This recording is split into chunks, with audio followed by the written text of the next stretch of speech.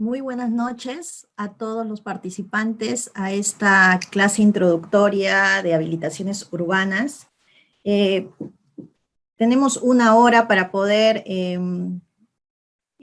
nosotros tocar los temas esenciales o precisar algunos puntos con respecto a las habilitaciones urbanas, ¿no? Es corto el tiempo, sin embargo, es importante que tengan en cuenta que en el diplomado de alta especialización de habilitaciones urbanas y edificaciones se van a tocar los puntos más precisos.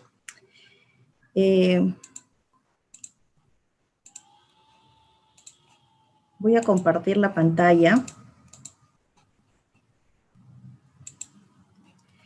Entonces, vamos a hablar de algunos conceptos, algunos componentes de diseño urbano dentro de la habilitación urbana, ¿no? Es importante previamente a poder hablar de una habilitación urbana en sí, es importante conocer cuáles son sus componentes de diseño urbano, todo esto vinculado al Reglamento Nacional de Edificaciones, al reglamento de licencias de habilitaciones urbanas.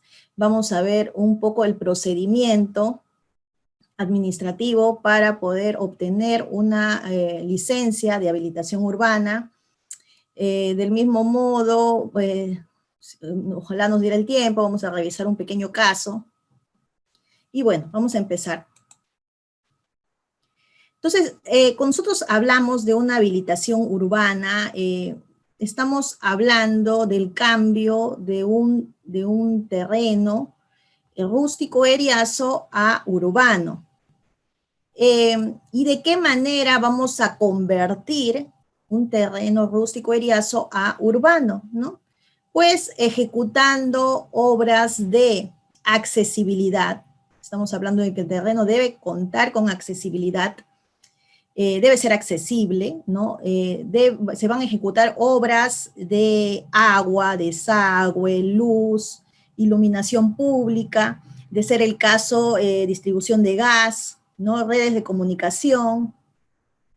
Además de esto, esta ejecución de obras que se va a realizar en este proceso de conversión del terreno rústico eriazo a urbano, pues está el tema de los aportes gratuitos reglamentarios obligatorios, ¿no?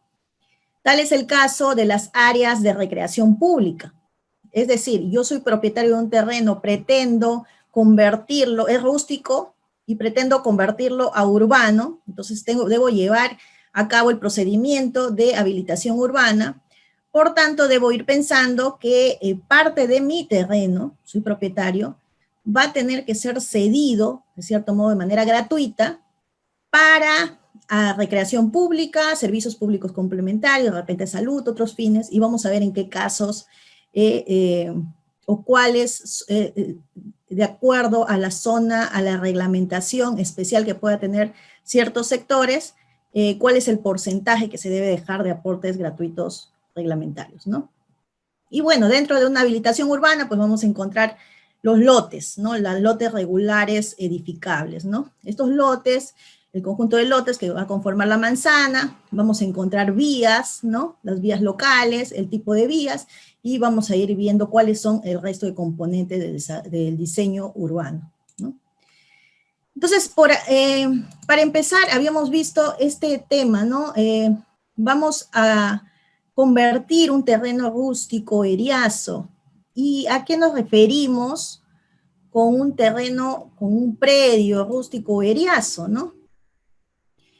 Es importante poder diferenciar, ¿no? Estos conceptos los he sacado del reglamento, de un compendio literal del reglamento de registro de predios, del reglamento de inscripción de registro de predios, ¿no? El RIR. Entonces, en donde mencionan que la zona rústica, ¿no? Se hace un contraste de las zonas, como ustedes pueden ver en el gráfico que les muestro, tenemos la zona rústica, vamos más adentro, tenemos la zona de expansión urbana y dentro tenemos la zona urbana consolidada, ¿no? Es la manera en la que se va desarrollando el tema, el crecimiento de repente de las ciudades, ¿no? Pero en ese sentido nosotros vamos a ver que los predios se clasifican por su naturaleza o por su ubicación. Y vamos a ver que por su naturaleza el predio puede ser urbano o puede ser rústico, ¿no? Y si hablamos de rústico, por su naturaleza, dentro del gran ámbito de predio rústico podemos encontrar o rurales o eriazos, ¿no? Entonces, y por su ubicación, nosotros también podríamos clasificar el tipo de predios, o urbanos o rústicos. Dentro de urbanos, dentro de la zona urbana, nosotros podemos encontrar lo que es urbano propiamente, lo que en el gráfico de la izquierda podemos ver zona urbana consolidada, ¿no? Lo urbano.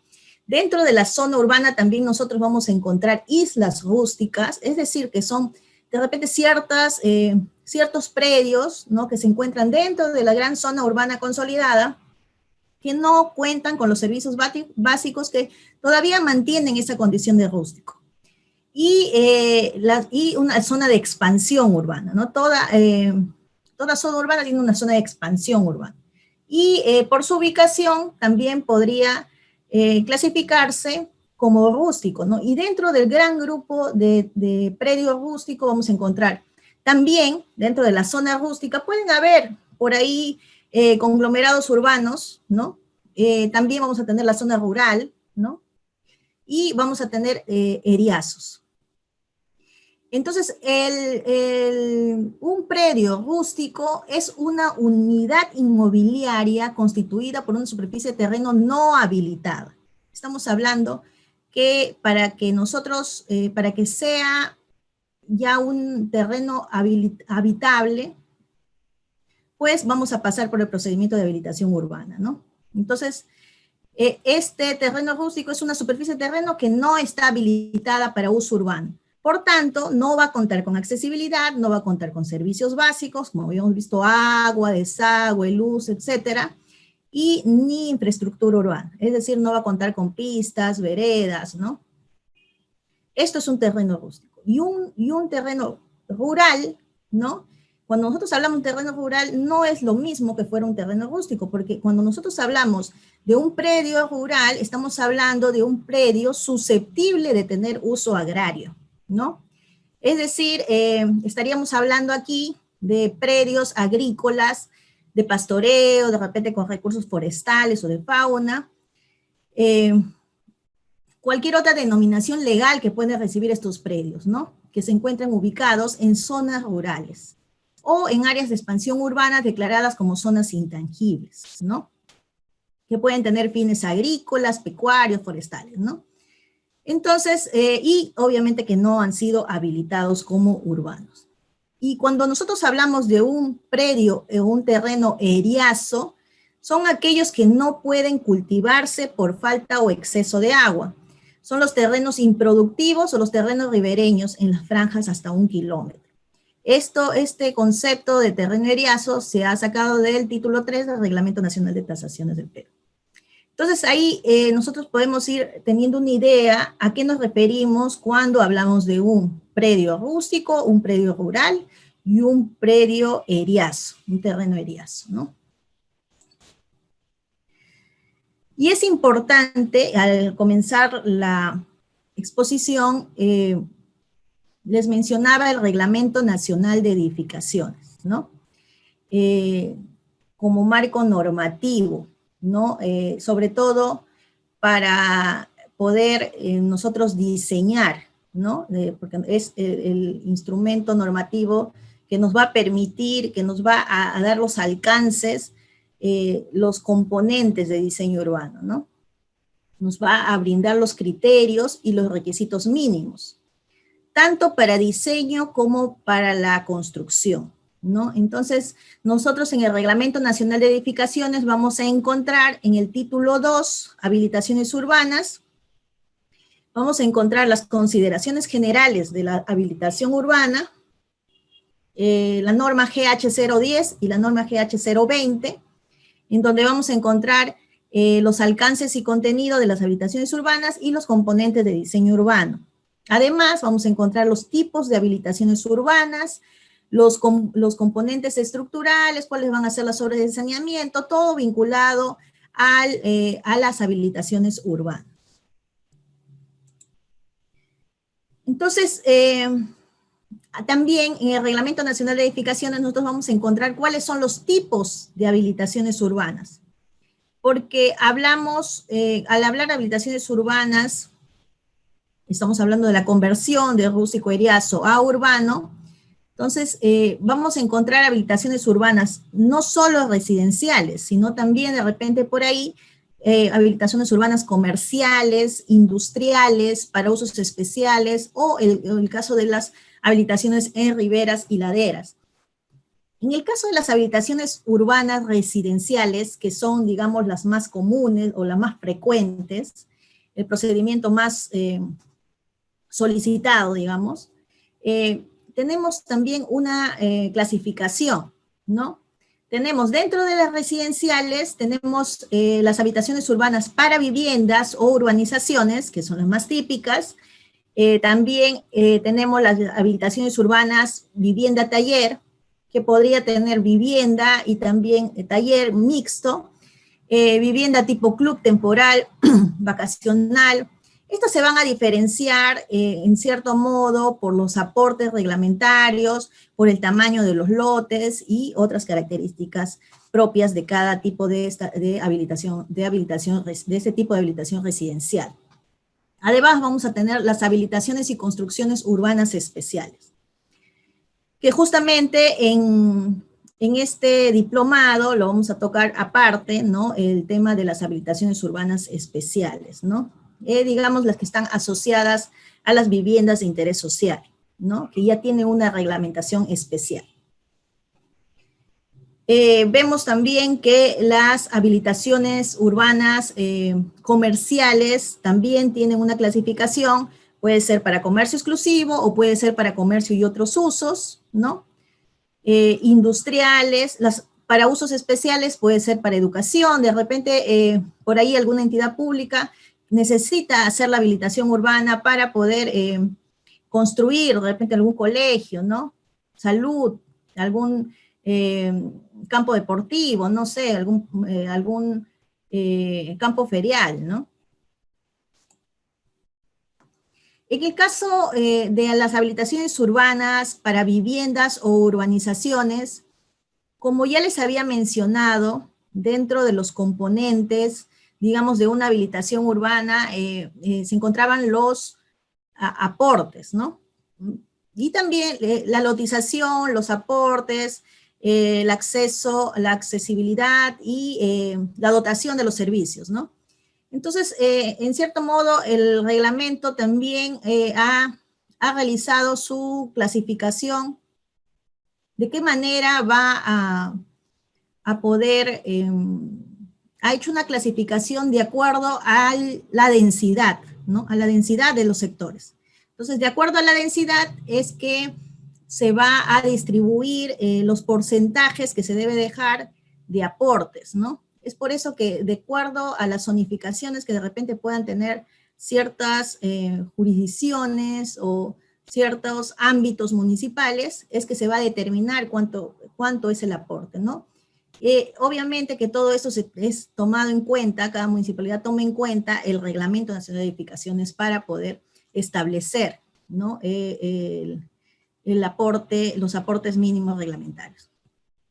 Entonces nosotros vemos que para viviendas corresponde a habilitaciones urbanas de baja densidad, el número 1, el número 2 que vemos en el cuadro, es también para habilitaciones de baja densidad, pero es considerado como el R2, ¿no? Las habilitaciones urbanas de densidad media, R3, y el 4 que es, corresponden a habilitaciones urbanas de densidad media, pero en zonas residenciales de densidad media, R4.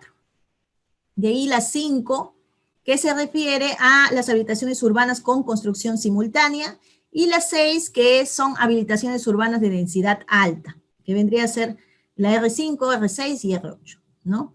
Entonces, vemos las áreas mínimas, se determina de acuerdo a esta categorización las áreas mínimas del lote. Entonces vemos que nosotros en las zonas residenciales de baja densidad vamos a tener lotes un poco más grandes, ¿no? Ya en las densidades medias tenemos ya las regulares, ¿no? 90 metros cuadrados, 160. Y bueno, en el caso de las habitaciones urbanas con construcción simultánea, que pertenecen a los programas de promoción de acceso a la propiedad privada, pues estos se acogen ya al reglamento especial de habilitaciones urbanas, ¿no? El que les hablaba, el que les decía que es ya dirigido a las viviendas de interés social, ¿no? A los programas, digamos, de techo propio, por ejemplo, ¿no? Entonces, en estos casos ya es una parte especial, por eso es que está con un asterisco. Entonces, a la derecha nosotros vamos a ver el cuadro superior, es el cuadro de los aportes mínimos reglamentarios, ¿no? De acuerdo a esta clasificación mencionada anteriormente, pues nosotros vamos a ver cuánto es el porcentaje que se debe dejar de manera gratuita para recreación pública, para parques zonales, para educación y otros fines. Entonces, por ahí de repente ustedes dirán, esto discrepa de lo que me indica mi municipalidad, porque mi municipalidad además me está pidiendo, no sé, SERPAR, no sé, u otra exigencia de aporte, ¿no? Lo que indica el reglamento es que esto es lo mínimo que podría solicitar. Sin embargo, de acuerdo a la necesidad que pueda tener cada ámbito municipal, pues esto podría modificarse, ¿no? Y también en el reglamento nosotros vamos a poder visualizar, vamos a poder ver las características de los componentes de la habilitación urbana, ¿no? Por ejemplo, los materiales de las calzadas, de las aceras, si cuenta con agua potable, desagüe, en el caso de agua potable, conexiones domiciliarias, en el caso de desagüe podría ser que cuenten con conexión domiciliaria, como también podría ser que cuenten con pozo séptico. O la energía eléctrica, ¿no? Si cuenta con energía eléctrica pública domiciliaria, en este caso todos deberían tener pública domiciliaria, y el caso de la telefonía, ¿no? Todo esto nosotros lo vamos a encontrar en la norma TH010 del Reglamento Nacional de Edificaciones. Además, nosotros podemos verificar que en las habitaciones urbanas residenciales para viviendas o urbanizaciones, podríamos tener, ¿no? De acuerdo a la modalidad de ejecución de estas habilitaciones, podríamos tener las habilitaciones convencionales, las típicas, digamos las urbanizaciones. Podríamos también tener una urbanización con venta garantizada, urbanizaciones progresivas o con construcción simultánea, ¿no? De estas últimas son las que vemos nosotros en estos programas de vivienda, ¿no? O en los ABN, ¿no? ¿A qué nos referimos con urbanizaciones con venta garantizada, ¿no? Son las habilitaciones en las que la venta de lotes se realiza de manera simultánea a la ejecución de las obras de habilitación. Mientras vamos haciendo las obras de habilitación, pues se van construyendo, ya se van vendiendo los lotes, ¿no? Mientras se va ejecutando las obras de habilitación urbana. Este tipo de autorizaciones son otorgadas en habilitaciones que solicitan, ya dentro de la solicitud, en la solicitud de la licencia de habilitación urbana, pues se advierte que se va a realizar este tipo de, que va a ser este tipo de urbanización con venta garantizada, ¿no? Que se solicita que en la ejecución de obra se va a realizar con construcción simultánea. En el caso de urbanizaciones progresivas, son las urbanizaciones en que, si bien se cumple con la ejecución de todas las obras mínimas, difiere la ejecución de las calzadas y o aceras, ¿no? Y se puede solicitar la recepción de las obras. Estas son las urbanizaciones progresivas. De repente hay casos en los que no se culminan las obras, no se culmina. En un plazo de 10 años la municipalidad ejecutará las obras pendientes. Pero si nosotros revisamos el formulario de ingreso para licencias de habilitaciones urbanas, pues nosotros vamos a indicar qué tipo de habilitación vamos a llevar a cabo. Entonces, para que se pueda tener en cuenta al momento de la obra, al momento de la ejecución de la obra, al momento de la entrega de la obra, ¿no? Si es una organización progresiva, pues se tendrá las consideraciones que indica el reglamento, ¿no?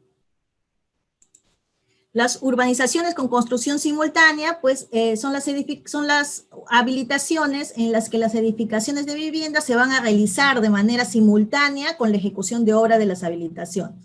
Entonces acá ya estamos hablando de construcción de edificaciones a la par mientras se va avanzando las obras de habilitación urbana, ¿no?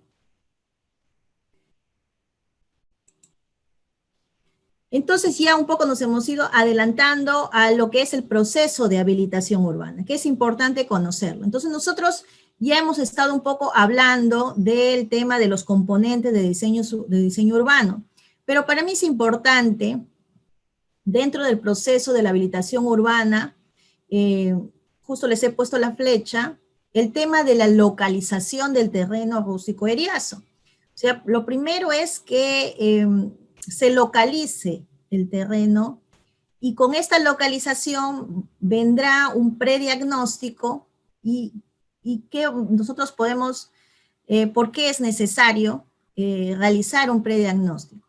Para poder determinar si va a ser factible o no, si va a ser rentable o no, porque estamos hablando de propiedades privadas, ¿no? Entonces, si lo que se busca hacer es hacer una habilitación urbana, justamente es el tema de que se va a realizar una lotización y a la par les está pensando realizar la venta de estos lotes, ¿no? Teniendo en cuenta que se tiene que dejar los aportes públicos reglamentarios, hay que ver si existe factibilidad de servicios, si la zonificación es compatible con el uso de vivienda, ¿no? Y las vías, ¿no? Hablábamos del tema de accesibilidad, el acceso desde la trama urbana más cercana, ¿no? Y el diseño de la habilitación urbana, ¿no? Nosotros hacemos este preestudio, digamos, para empezando con la localización del terreno, tendremos que hacer una visita en el terreno, tendremos que verificar, además, comparando con la información registral, como les decía, estamos hablando de propiedad privada, por tanto, debemos verificar la inscripción registral. Lo que suele pasar es de repente que existe discrepancia entre la realidad física y lo inscrito en registros públicos, y de repente eso ya advertimos cuando ya hemos ingresado el expediente de licencia de habilitación urbana, entonces ya hemos perdido dinero, hemos perdido tiempo, ¿no? Cuando previamente se ha podido indicar al propietario del terreno donde se pretende hacer la habilitación urbana que existen estas discrepancias, ¿no? De repente. Esto, por eso se podría advertir con un prediagnóstico, ¿no? Entonces, estas son las etapas en el proceso de una habilitación urbana. Localización de terreno rústico eriazo, factibilidad de servicios, ¿no? La zonificación y vías, el diseño en sí de la habilitación urbana, solicitar la licencia de habilitación urbana, ejecutar la habilitación urbana. Una vez ejecutado ya, ejecutar las obras, se recepciona la obra y se inscribe en registros públicos la habilitación urbana, y pues esta habilitación urbana hay que tener en cuenta que requiere uso y mantenimiento, ¿no? Entonces, en el tema de la localización del terreno, ya sea rústico eriazo, estamos hablando de que es una conversión de rústico eriazo a urbano. Entonces hay que tener en cuenta la documentación con la que se cuenta, ¿no? Los planos, de repente hay por ahí algunos planos, hay memorias descriptivas, levantamientos topográficos de ser necesario, y la partida electrónica, obviamente, para poder estudiarlo y verificar, ¿no? La inspección en campo, la inspección in situ, ¿no? Para realizar las medidas, la topografía, la verificación del predio, ¿no? Y el prediagnóstico que les decía, ¿no? Con toda esta información, pues realizaremos el estudio, ¿no? Y verificaremos cuál es la situación con respecto al registro y a la realidad física, ¿no? Y si aplica de repente el rango de tolerancia, no hay ningún problema, seguimos para adelante, ¿no? Y determinamos también la modalidad, ¿no? El tema de factibilidad de servicios y zonificación y vías, ¿no? En el reglamento de licencias de habilitaciones urbanas está determinado como documentos previos. Si bien anteriormente eran documentos que formaban parte del expediente para licencia de habilitaciones urbanas, en el reglamento de licencias de habilitaciones urbanas, pues está considerado como documentos previos. Y como lo vemos, es necesario que previamente nosotros solicitemos estos documentos porque van a formar parte del estudio, ¿no? Porque va a ser necesario que nosotros conozcamos si es factible o no. Y para eso necesitamos saber si la zonificación es compatible o no y si realmente los servicios van a llegar al terreno que nosotros queremos habilitar, ¿no? Entonces, es necesario, ha sido considerado como documento previo, ¿y a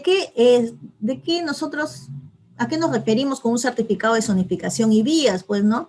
Estos dos documentos, el certificado de zonificación y vías es emitido por la municipalidad provincial.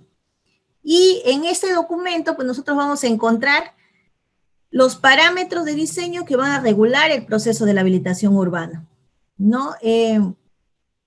La municipalidad va a consignar estos parámetros con respecto a la zonificación, al tipo de zonificación, al tipo de vías, ¿no? Del sector, y esto se va a otorgar a solicitud del administrado, ¿no? En el caso del certificado de factibilidad de servicio, pues esto es solicitado a las entidades prestadoras de servicio, si se indica expresamente si se va a brindar el servicio o las condiciones técnicas y administrativas que requieren para implementarlo, es necesario conocer estos datos para saber si va a ser factible la habilitación urbana, ¿no? Por eso es que la obtención de este certificado de factibilidad de servicios es necesario con anterioridad a que se inicie el procedimiento administrativo de una licencia de habilitación urbana. Y este debe emitirse en un plazo máximo de 15 días hábiles, ¿no? Nosotros al contar con un certificado de factibilidad de servicio, este certificado tiene vigencia 36 meses, que se pueden prorrogar 12 meses más, ¿no? Y en el caso de proyectos integrales aprobados, pues no se requiere actualización del certificado de factibilidad de servicios. Ahora, hay algo interesante acá en el reglamento, que indica que estos actos son inscribibles. O sea, fácilmente nosotros contamos con un certificado de zonificación y vía o con un certificado de factibilidad de servicios, podríamos nosotros solicitar en el registro público la anotación de estos dos documentos previos, ¿no? Si lo indica el reglamento. Bueno, ya lo habíamos mencionado, el certificado de zonificación y vías se solicita o lo emiten las municipalidades provinciales y las entidades prestadoras, y en el caso del certificado de factibilidad de servicio, las entidades prestadoras de servicios, ¿no? Los plazos para emitirse en el caso del certificado de zonificación y vías, así lo indica el reglamento, de que se cumpla o no es otra cosa, pero en el reglamento se indica de esta manera que el plazo para emitir un certificado de zonificación y vías es de 5 días hábiles, en el caso del certificado de factibilidad de servicios son 15 días hábiles. Y la vigencia de un certificado de zonificación y vías, 36 meses, y del mismo modo para un certificado de factibilidad de servicios.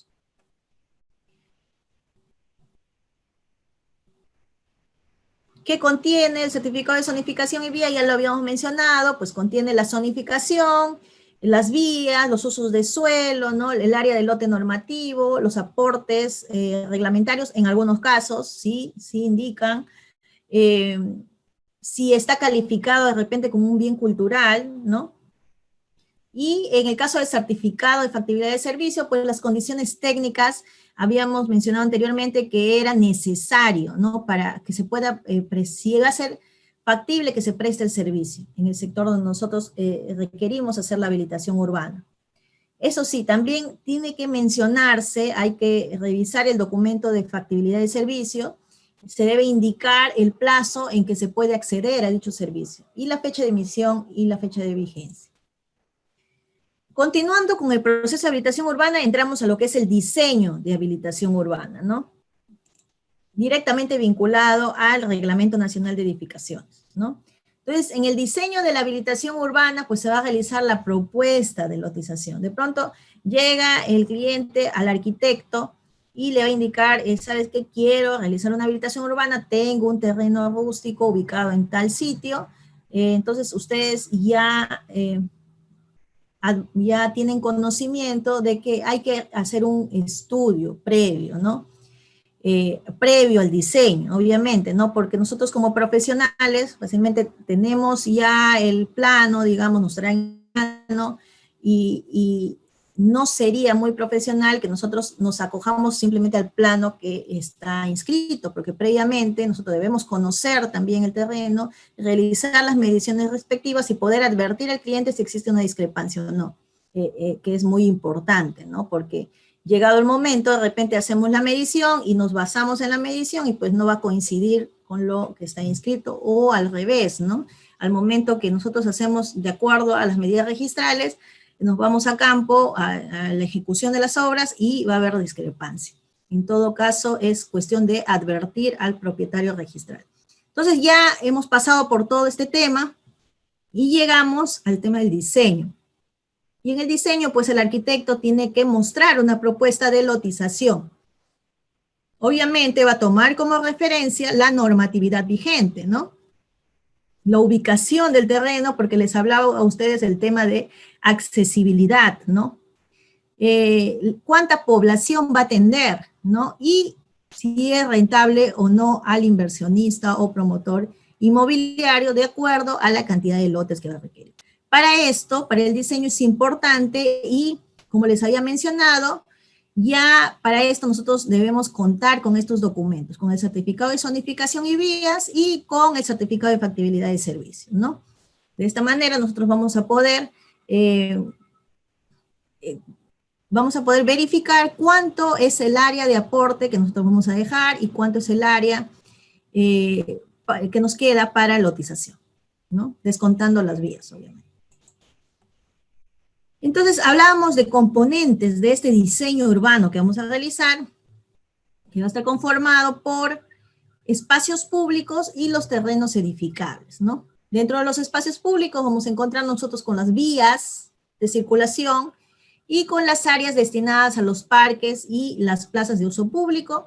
En el caso de los terrenos edificables, pues vamos a encontrar los lotes de libre disposición del propietario, obviamente el propietario es el que va a contratar el profesional para que realice su lotización, y cuáles son los lotes que van a ser aportados de manera reglamentaria.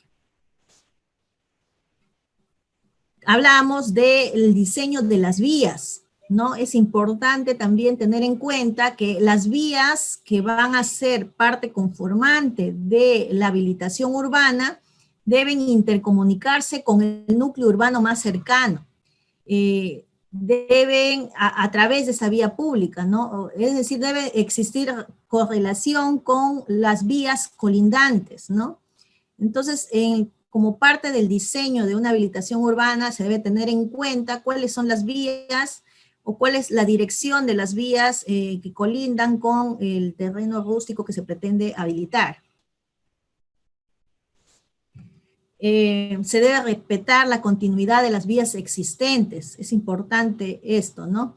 Tal como podemos ver en el gráfico, se debe tener en cuenta las calles existentes, la dirección de estas calles y realizar el planteamiento teniendo en cuenta ello, ¿no?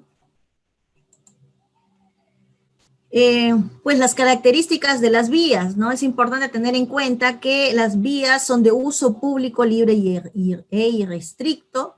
Las secciones de las vías varían de acuerdo a su función. estas secciones de vía conforman este sistema vial, ¿no?, de la ciudad, y estas pueden estar establecidas en los planes de desarrollo urbano. Y bueno, pueden dividirse o pueden ser vías expresas, vías arteriales, vías colectoras o vías locales, ¿no? Tenemos este tipo de vías urbanas que justamente hace poco se ha modificado en el reglamento la normativa que definía este tipo de vías, ¿no? Vamos a encontrar las vías expresas, las vías locales, las vías arteriales, las vías colectoras. Tenemos las vías arteriales, las vías expresas, ¿no?, que son las que van a establecer la relación entre el sistema interurbano y el sistema vial urbano. Las vías arteriales, que son las que integran estas vías expresas y permiten la distribución y repartición del tráfico, y además llevan a lo que son las vías colectoras y locales. Las vías colectoras son las que van a dar servicio tanto al tránsito de paso como hacia las propiedades adyacentes, y las vías locales, que son de repente las que más vamos a encontrar dentro de nuestras habilitaciones urbanas, ¿no? Justamente la función de estas vías locales son las de proveer acceso a los predios o lotes, ¿no? Todos los lotes deberían tener acceso a las vías locales. Con respecto a las secciones, es importante tener en cuenta las secciones de las vías locales. Pueden ser principales o pueden ser secundarias, ¿no? Existen características de acuerdo a si son principales o secundarias. Por ejemplo, en las vías locales principales, pues debe existir vereda en cada frente que habilite lotes. Debe contar con un estacionamiento en cada frente que habilite lotes y 2 módulos de calzada. Es lo que indica el Reglamento Nacional de Edificaciones, ¿no? Y las vías locales secundarias, 2 módulos de vereda, cada frente que habilite lotes, 2 módulos de calzada, por lo menos un módulo de estacionamiento. Con respecto a los aportes reglamentarios, toda habilitación urbana debe efectuar estos aportes obligatorios. Puede ser para recreación pública, servicios públicos complementarios, y cuando nosotros hablamos de servicios públicos complementarios, estamos hablando de educación u otros fines. Entonces, estos aportes finalmente deben llegar a inscribirse a favor de la institución beneficiaria, ¿no? Al momento ya de inscribir los lotes, ¿no? Debe llegar a hacerse estas transferencias. ¿Y qué son los aportes públicos reglamentarios, no? Son áreas que se encuentran dentro del predio que se pretende habilitar, son cedidos a título gratuito, tal como lo dice el nombre, por el propietario de este terreno que se pretende habilitar.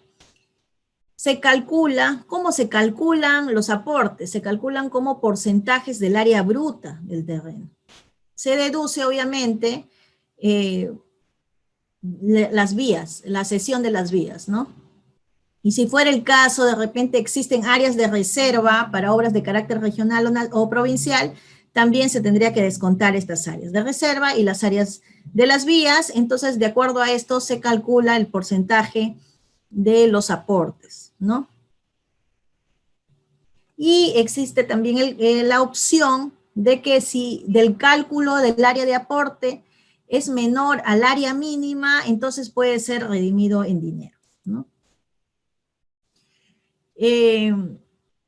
¿Y cuáles son las áreas mínimas para estos aportes, no? En el caso de recreación pública es de 800 metros cuadrados. En el caso del Ministerio de Educación, otros fines, que va a la Municipalidad Distrital o de repente CERPAR o parques zonales, es el lote normativo, ¿no? El lote normativo que va a estar vinculado a los parámetros de los parámetros urbanísticos, ¿no? De cada sector. Entonces, cuando el área de aporte resulta menor a la mínima, les había dicho, el monto de redención en dinero se calcula en valor a la tasación arancelaria del metro cuadrado del terreno, ¿ya? Entonces tenemos nosotros, según las áreas mínimas del lote, ¿no? En el reglamento, los cuadros reglamentarios. El caso de los aportes, habíamos visto, y les he vuelto a colocar en esta diapositiva el cuadro para analizarlo ya en esta parte de los aportes, ¿no? En el caso, nosotros tenemos, en la mayoría, nosotros tenemos, o de repente hemos escuchado, los aportes son 13%, ¿no? 13%. Pero sí, como les había mencionado, depende de la zonificación, ¿no? Depende de la zonificación. Por eso es que el reglamento establece que en el caso de reglamentación de zonas residenciales de baja densidad, es 13%. En el caso de residencial media, en el caso del 3, el número 3, es el 15%, ¿no? 8, 9, 10, 11, 12, sí, 13%. Pero digamos que el 1% no es otros fines, sino es en parques zonales.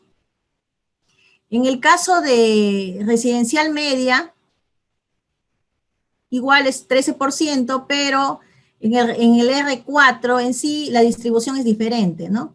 En el caso ya nosotros de habilitaciones urbanas de densidad alta, es que para recreación pública te exigen 15%.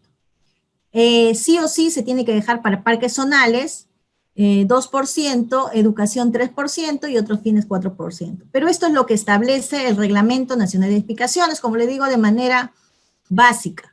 Ya las municipalidades pueden modificar este cuadro de porcentajes, ¿no? Sí lo indica el reglamento que sí tienen esa potestad. Esto les sirve como base en todo caso, ¿no? ¿Y cómo se calculan estos aportes? Ya les había indicado que se calcula como porcentaje del área bruta deducida de la cesión de las vías, y si hubieran áreas de reserva para obras de carácter regional o provincial, pues descontando estas áreas, ¿no? Ya les había indicado que puede ser redimido en dinero, y en el caso de recreación pública, de áreas de recreación pública, nosotros hablábamos que el mínimo es 800 metros cuadrados, el área mínima. En el caso de recreación pública, pues se va a incluir el área de bermas centrales, cuyo ancho sea igual o mayor a 25 metros lineales en vías vehiculares. En esos casos es que se va a incluir el área de bermas centrales, ¿no? ¿Y quiénes están obligados a efectuar la entrega de los aportes? Las habilitaciones urbanas destinadas a uso vivienda, las viviendas taller, los que pretenden hacer habilitaciones urbanas para usos industriales, todas las que están ubicadas en zonas, en áreas zonificadas como zonas de forestación, habilitaciones con uso recreacional con vivienda, las habilitaciones para uso de vivienda temporal. ¿Y qué sucede cuando no hay área para ser entregada como aporte? ¿No? En este caso, como les decía, puede ser redimido en dinero y a precios de tasación oficial por el Ministerio de Vivienda, Construcción y Saneamiento, ¿no?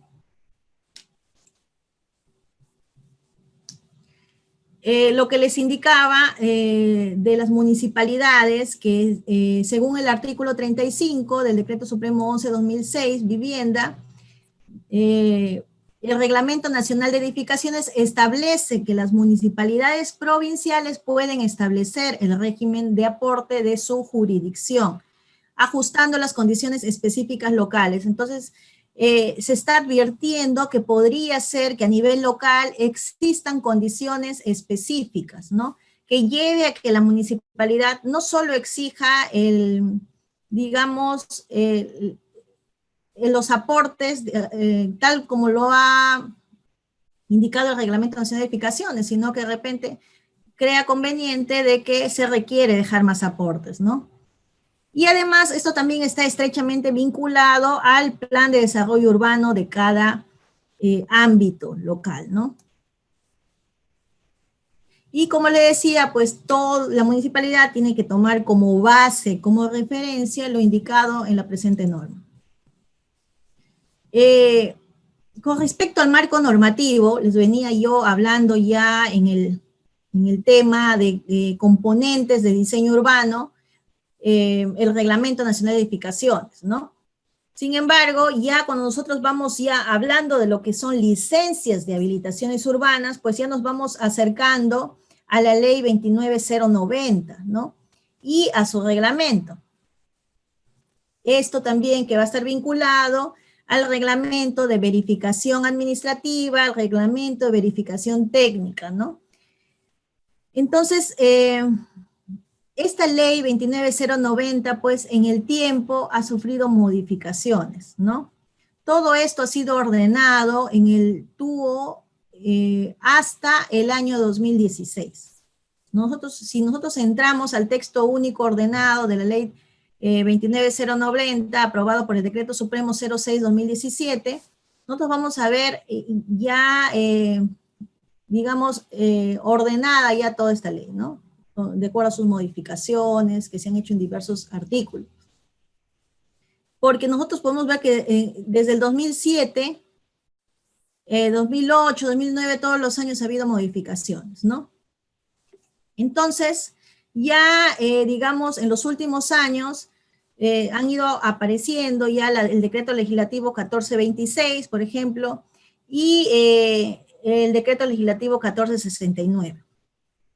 Entonces, nosotros vamos a ver modificaciones también que van a ser vinculadas, estas últimas, a las habilitaciones urbanas especiales, ¿no? En el 2020, por ejemplo, esa está vinculada directamente a lo que son las habilitaciones urbanas con viviendas de interés social, ¿no? Y el reglamento de la ley 29090, ¿no? El decreto supremo 029-2019, ¿no? En el que se desarrollan los procedimientos administrativos para la emisión de licencias municipales, ¿no? Entonces, ya en este reglamento del año 2019, nosotros vamos a encontrar ya los procedimientos bastante detallados, los procedimientos administrativos, ¿no? Si bien es cierto, el 26 de enero de este año se ha publicado una resolución ministerial, la 028-2021 Vivienda, a través de la cual se ha dispuesto publicar el proyecto. Existe un proyecto de decreto supremo que va a modificar este reglamento, pero es el proyecto. No se ha publicado además la exposición de motivos, ¿no? En el portal institucional del Ministerio de Vivienda, Construcción y Saneamiento. Entonces, existe el proyecto de modificación, que imagino que ya no demorará, ¿no?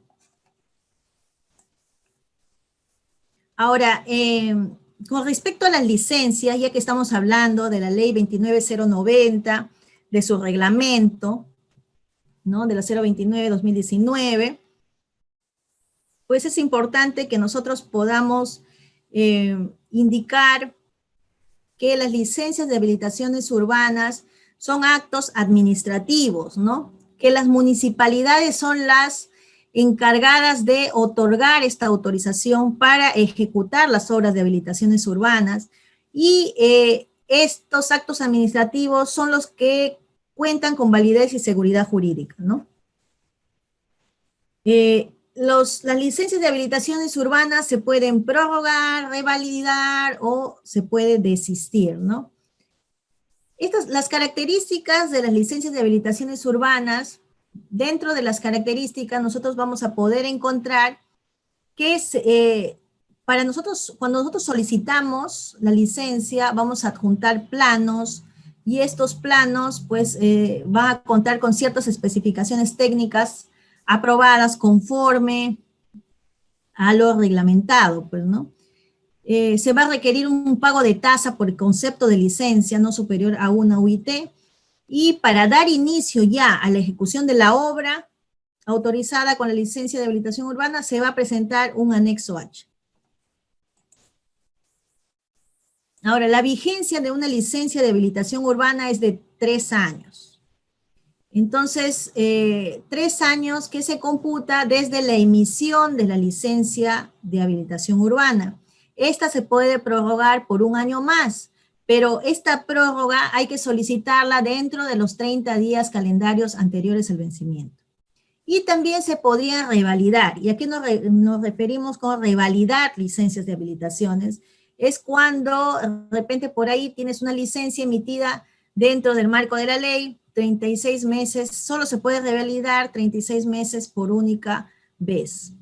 Y se solicita una vez vencido el plazo de la habilitación urbana y solo va a proceder cuando exista avance de ejecución de obra. En el caso de los proyectos integrales, ¿no? Es decir, o las habilitaciones urbanas que se ejecutan por etapas y cuentan con el dictamen conforme, tiene una vigencia de 10 años. Los requisitos técnicos para solicitar una licencia de habilitación urbana, pues lo principal, la documentación técnica, ¿no? Y por triplicado, toda la documentación tiene que ser firmada por el administrado y por los profesionales responsables.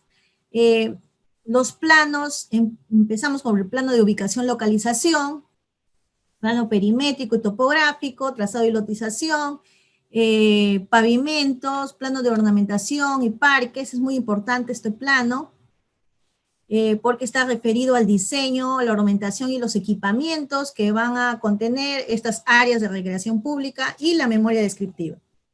Ahora, acá hay algo importante, es que se verifique, ¿no?, la información literal que va a ir en la memoria descriptiva con la información gráfica, ¿no?, adjunta. Entonces, porque por ahí vienen las observaciones, son recurrentes, ¿no? ¿Cuáles son las modalidades de aprobación de habilitaciones urbanas? Pues son 4 modalidades, ¿no? La modalidad A, que es automática con firma de profesionales, la B, que es temporal, que puede ser por la municipalidad o por revisores urbanos, la modalidad C, comisión técnica, y también puede ser por revisores urbanos, y la modalidad D, del mismo modo. Toda habilitación urbana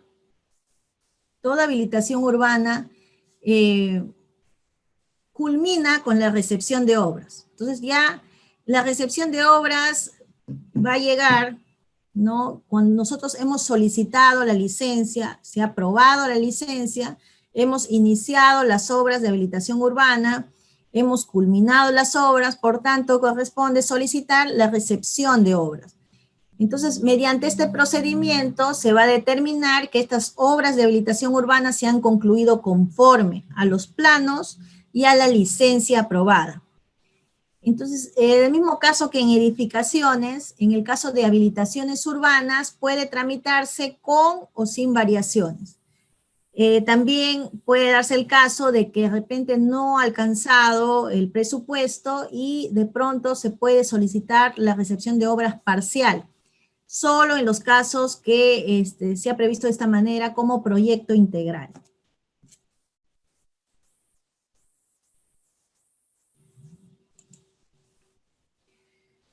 En el caso de regularización de repente de licencia, ¿no?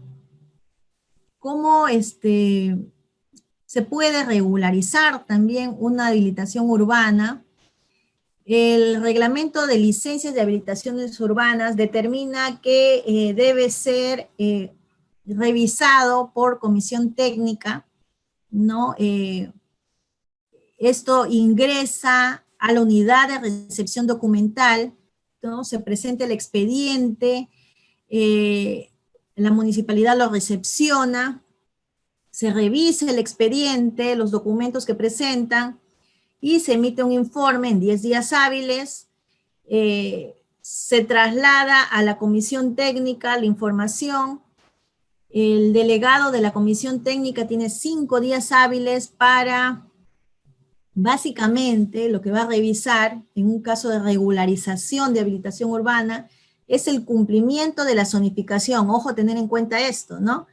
El cumplimiento de la zonificación, el diseño de la vía, los aportes reglamentarios y las normas de diseño, ¿no? Entre todos los componentes de diseño que ya les había mencionado, ¿no? Entonces, el dictamen de la comisión técnica puede ser conforme o puede ser no conforme. Entonces, la municipalidad va a validar estos documentos, ¿no? Si es conforme, los planos y de esta manera emitirá la resolución respectiva. Además, va a requerir la copia de las minutas de transferencia de los aportes. Ojo, es importante esto también, porque ya al emitirse la conformidad es necesario que se adjunte también estas copias de las minutas de transferencias de los aportes públicos reglamentarios en favor de las entidades receptoras, ¿no? O en todo caso, la copia de los comprobantes de pago para redención en dinero, ¿no? En un plazo de 5 días hábiles. Y en el caso de que el dictamen sea no conforme, pues los planos van a ser devueltos y se notifica al administrado y el plazo de subsanación será de 15 días hábiles, ¿no? Si no se presenta la subsanación en una segunda revisión, pues se va a declarar improcedente.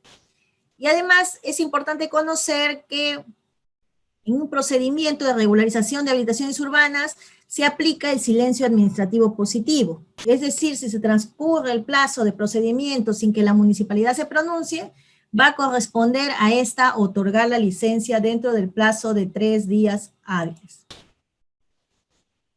Entonces, es importante que nosotros podamos conocer las distintas etapas que van a transcurrir, digamos, dentro del procedimiento administrativo para poder llegar a inscribir, porque es lo que finalmente vamos a necesitar, que se inscriba para que se pueda formalizar también las compras, ventas que se pueden realizar con respecto a los lotes, ¿no? Que es lo que finalmente el propietario del terreno a lo que quiere llegar, pues, ¿no?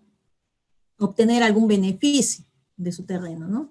Entonces, hemos visto el tema de los componentes de diseño para empezar, cuáles son las acciones preliminares al diseño urbano en sí, ¿no? Hemos visto algunos componentes de diseño urbano, como son las vías locales, como son los aportes públicos reglamentarios.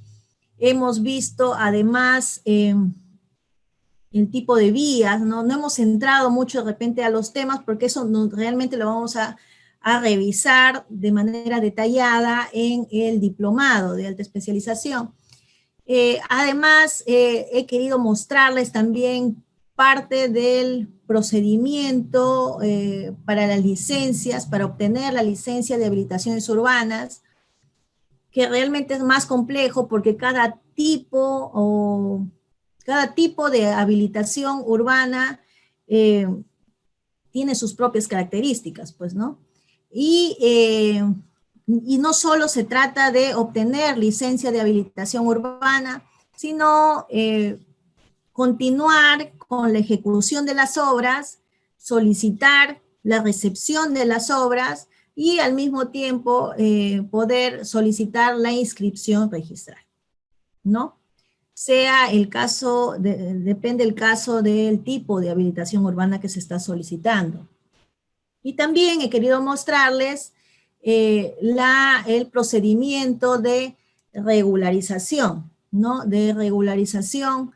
¿Qué pasa si yo ya tengo una habilitación urbana y de pronto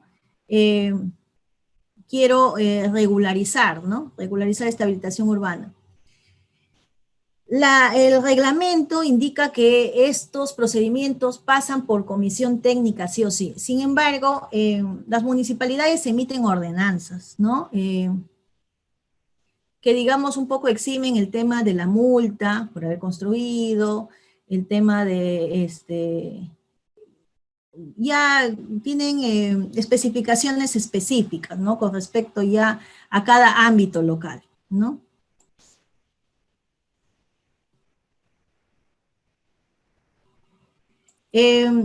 Tengo una pregunta de Facebook de Marlon Torres Benítez que me indica si hay habilitación urbana sin obras.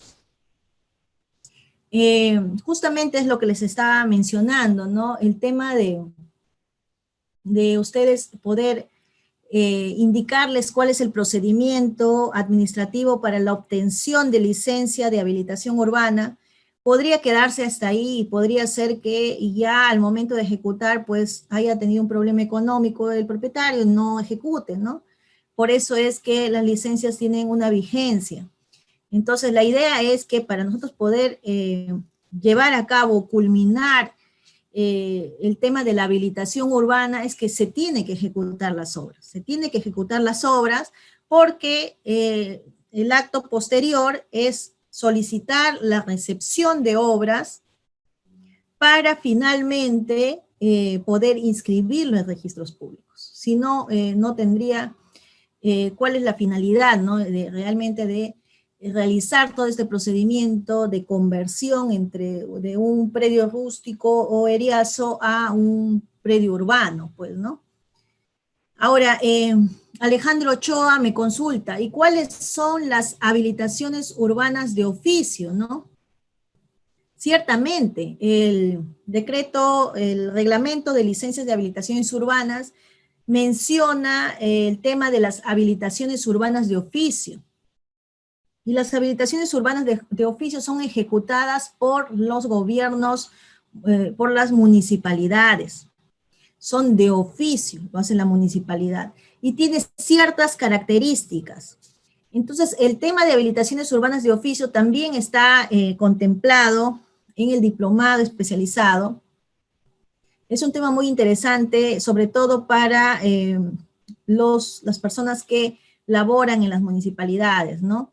En este reglamento, pues, se hace mención al procedimiento que se debe llevar a cabo, se desarrolla un diagnóstico también. La idea es poder inscribir el trazado y lotización a nombre del propietario registral, porque la municipalidad simplemente va a ser la entidad técnica que va a llevar a cabo la habilitación urbana en sí. Sin embargo, no llega a hacer las transferencias, pues, ¿no? Porque realmente no es un saneamiento físico legal, sino es un tema de habilitación urbana. Sin embargo, ya esto es para casos de repente de sectores que se encuentran en los cascos urbanos, sectores muy antiguos, que no han llegado, que cuentan con documentos privados, ¿no? Que los relaciona con el propietario registral. Sin embargo, ellos compraron en su momento sin haber, nunca exigieron la habilitación urbana. Entonces, el propietario registral nunca realizó la habilitación urbana, de repente porque ya no contaba con los medios económicos o puede ser por otros motivos. Entonces, en estos casos es que la municipalidad puede intervenir y realizar la habilitación urbana hasta la inscripción en registros públicos, pero ojo, no queda a nombre de la municipalidad, queda a nombre del propietario registral y es decir, de lo que tiene un predio matriz ya lleva a presentar un plano lotizado, ¿no? Entonces ya los propietarios de cada lote, con sus respectivos documentos, ya solicitarían la inscripción de la transferencia por lote directamente en registros públicos, ¿no? Entonces, es una forma que se ha buscado de darles solución a estos problemas que existían en las urbes, ¿no? Sobre todo en las urbes antiguas.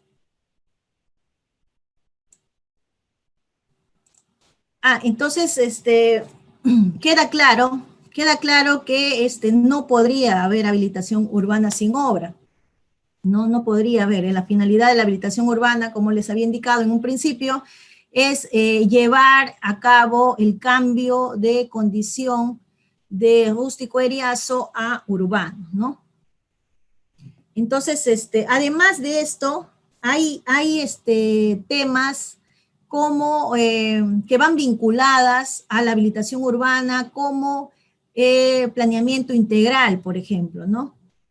Que también lo vamos a ver en el diplomado, los planeamientos integrales. Ya les había mencionado que las habilitaciones urbanas con construcción simultánea tienen una reglamentación especial, las que están acompañadas de vivienda de interés social también las que, y tienen el tema de esta reglamentación, digamos, un poco más, digamos, más sencilla, ¿no? ¿Para qué? Porque justamente tiene el tema de que sea accesible, ¿no? A mayor población. Entonces, he querido mostrarles una partecita, ¿no? Algo resumido del procedimiento, de la forma en la que se debe llevar a cabo una habilitación urbana.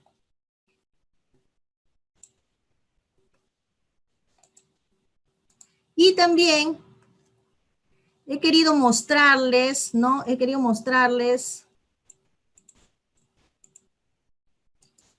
un caso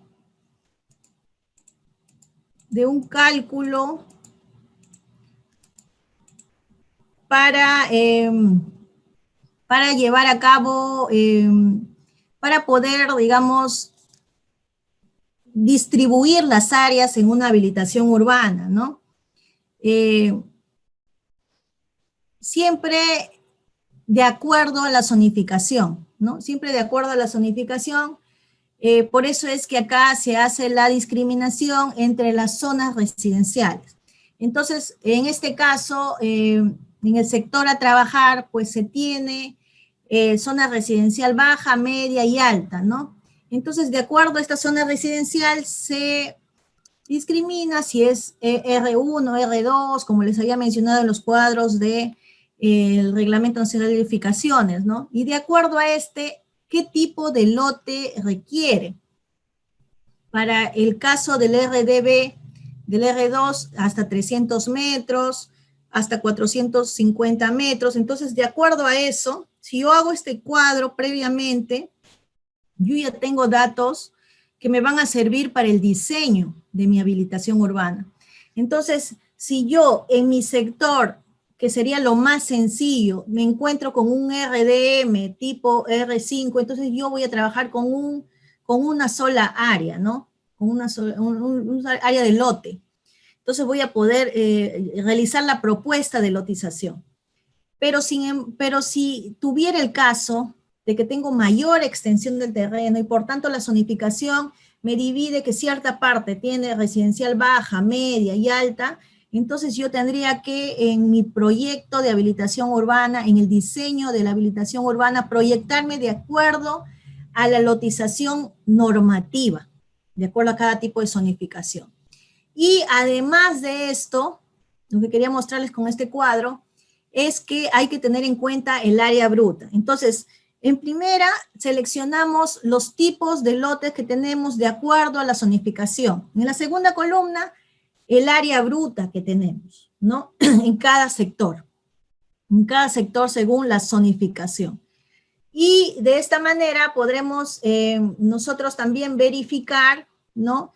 Esto teniendo en cuenta el certificado de zonificación y vías y también el Reglamento Nacional de Edificaciones, ¿no?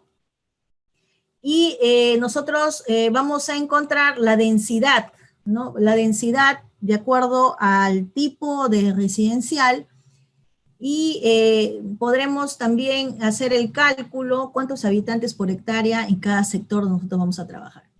Entonces, ya nosotros hemos dividido el área total bruta entre los tipos de zonificación, cuánto es el área que se va a plantear en cada uno. Y si va a convenir o no, obviamente, ¿no? De acuerdo a los cuadros, como les decía, ya tenemos los cuadros de parámetros. Este cuadro de parámetros ya viene en el certificado de zonificación y vías, ¿no?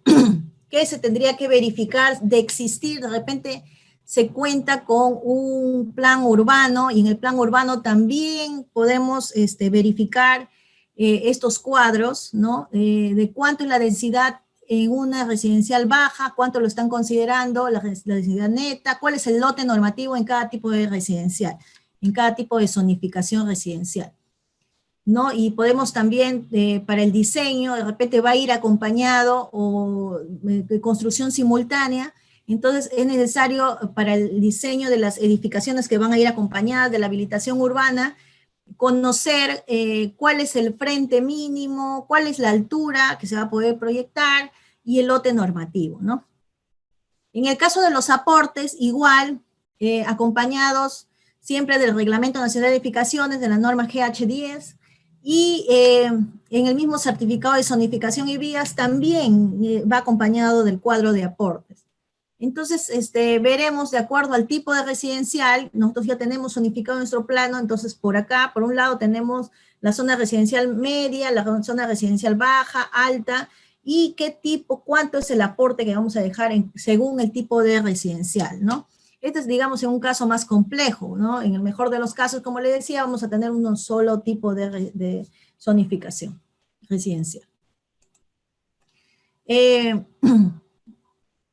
Ahora viene el cálculo del número de lotes residenciales, ¿no? Que realmente este cuadrito sería necesario para nosotros poder proponer al propietario del terreno, el propietario registral, ¿no? Entonces, es necesario que de acuerdo al área bruta, nosotros podamos calcular el área que vamos a requerir solo para residencial. ¿Cuál es el área que va a quedar para calles? ¿Y cuál es el área que va a quedar para aportes, no? Entonces, de acuerdo siempre a los tipos de zonificación, nosotros ya teníamos en el cuadro anterior separado cuál era el área bruta, trabajar de acuerdo a cada tipo de residencial, zonificación residencial. Entonces ya tenemos los aportes y el cuadro de los aportes de acuerdo a los cuadros normativos, ¿no? De acuerdo a cada tipo residencial. Entonces, en este caso, como se pueden dar cuenta, para la residencial baja tenemos 11%, en el RDM 5 tenemos 10%, 13% en el RDM U.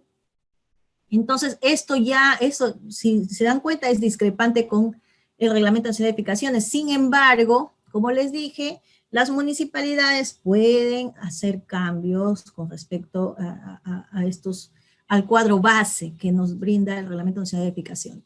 Y de acuerdo a esto calcularemos, ya tenemos el cálculo, los porcentajes de aportes, pues podemos, si tenemos el porcentaje, podemos sacarlo en base al área bruta, el porcentaje y sacamos cuánto es el aporte que hay que dejar, ¿no? Igual, el porcentaje de calles estimados y el porcentaje de área útil, ¿no? De acuerdo a esto, pues calcularemos cuál es el número de lotes que va a tener cada área. Veremos el tema del cálculo del equipamiento, ¿no? La recreación. El aporte mínimo habíamos dicho que era 800 metros, y de acuerdo a eso también es importante tener en cuenta, ¿no? Ya sabemos que el mínimo es 800 metros en recreación pública, entonces, ¿cuánto es el 8% de...? Y en mi cuadro me está indicando que para recreación pública es el 8%, entonces, ¿cuánto es el 8% de 10.050? 804, entonces ya más o menos vamos ya teniendo las áreas resultantes de la recreación pública, del equipamiento que va a contar, con el que va a contar esta habilitación urbana, ¿no? Y iremos calculando el área de los parques locales, y de esta manera podremos también calcular cuál va a ser el número de parques con los que va a contar esta habilitación urbana, ¿no? El cuadro general de lotes, ¿no? Porque finalmente lo que queremos llegar a nosotros es a calcular los lotes y las áreas con las que van a contar cada lote, ¿no? Cada sector, digamos, ¿no? Entonces, en este caso, tenemos, por ejemplo, en este caso es un 67.000 metros cuadrados, ¿no? Donde vamos a tener áreas para centro cultural, vamos a tener áreas comerciales, de recreación, como lo habíamos visto, las áreas residenciales, hay varias zonificaciones de residencial, tenemos residencial baja, media, alta, la zona de recreación pública, que se ha dividido en parque mayor, parque local, de acuerdo al diseño, a la propuesta de diseño, ¿no? Y exactamente, pues, cuando uno va a diseñar, no te va a dar, pero ya tienes una referencia del área con el que tienes que trabajar, ¿no? Sobre todo en los equipamientos. Porque el tema de la lotización, pues, el tema de la lotización ya tenemos nosotros un cuadro determinado, ¿no? De cuánto es el área mínima del lote que se debe contar, ¿no? Y bueno, eso sería todo. Tengo una consulta de Facebook, me dicen, en una isla rústica donde ya hay construcciones de vivienda, ¿se puede iniciar el proceso para habilitación urbana? Claro que sí, claro que sí. Habría que, es una isla rústica en el entiendo que para ser una isla rústica no cuenta con servicios básicos, tampoco cuenta con infraestructura urbana, ¿verdad? Entonces, pero sin embargo, al ser una isla rústica, es porque se encuentra dentro de un conglomerado urbano, ¿no? Entonces, tienes que verificar que cumpla con las condiciones para poder realizar una habilitación urbana. Se podría iniciar un proceso de habilitación urbana, de que sea factible los servicios básicos, si está dentro de un conglomerado urbano, quiere decir que va a ser factible sí o sí la instalación del agua, la instalación del desagüe, de energía eléctrica, hay accesibilidad, ¿no? Sería interesante, ¿sí? Sí, se podría.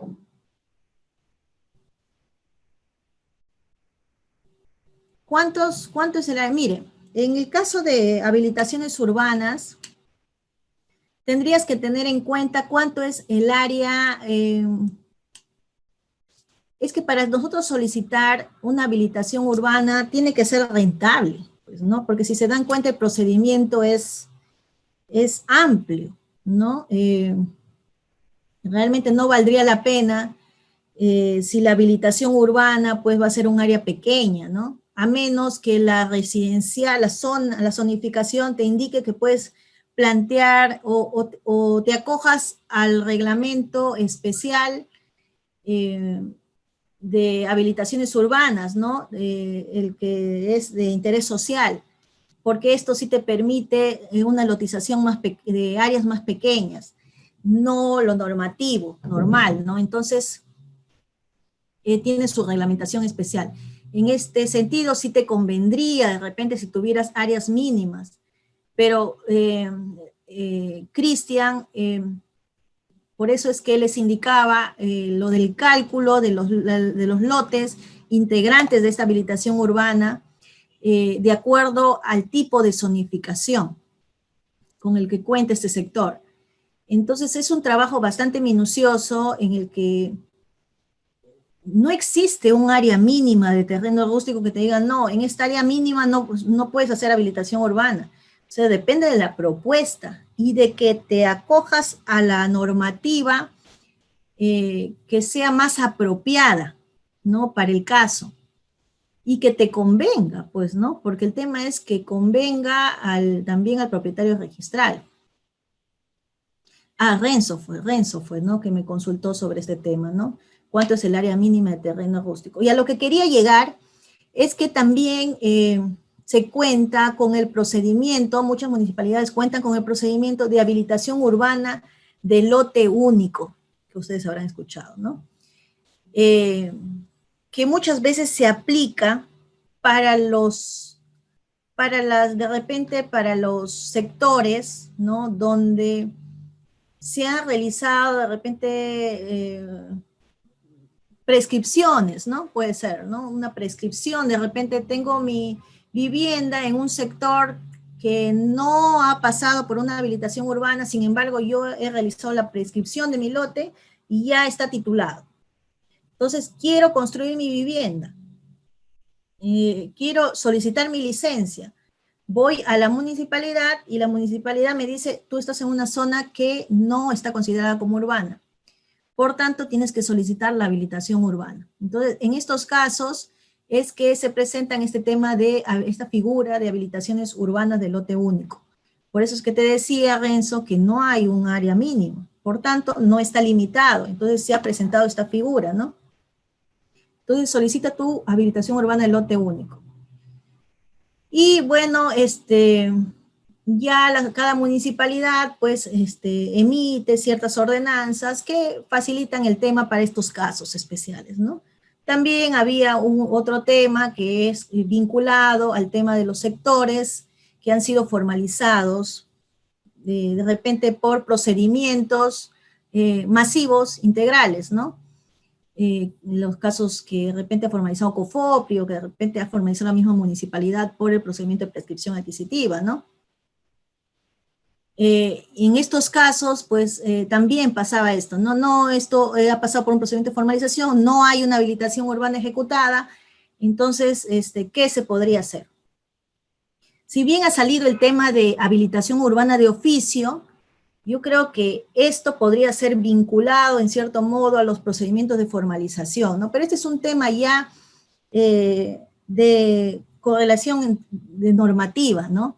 Las normativas, los competentes para ejecutar los procedimientos administrativos de habilitación urbana son las municipalidades y está ya esto ratificado ya con el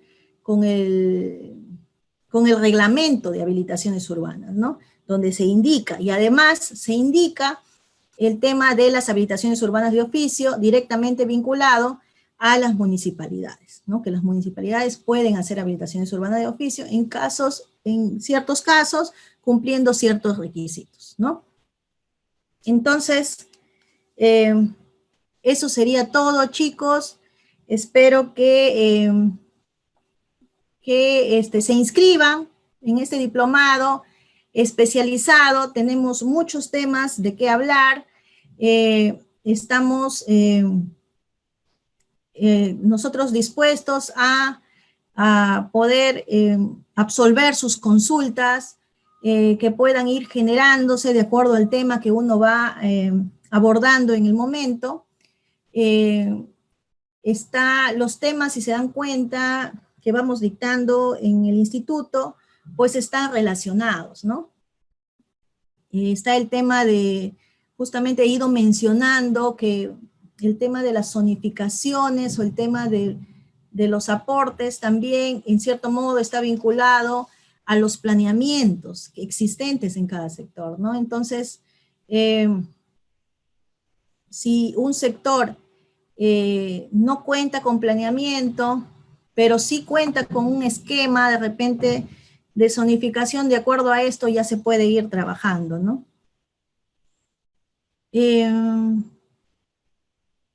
Dice, con un documento de transferencia de derecho posesorio, se puede solicitar la habilitación urbana para obtener la licencia de construcción o necesariamente... claro, este es otro tema importante, Mario, porque la normativa hoy en día vincula la licencia de edificación con la habilitación urbana, ¿no? Ya no se puede solicitar una licencia si es que previamente, al menos, no tienes una aprobación de habilitación urbana, ¿no? De licencia de habilitación urbana.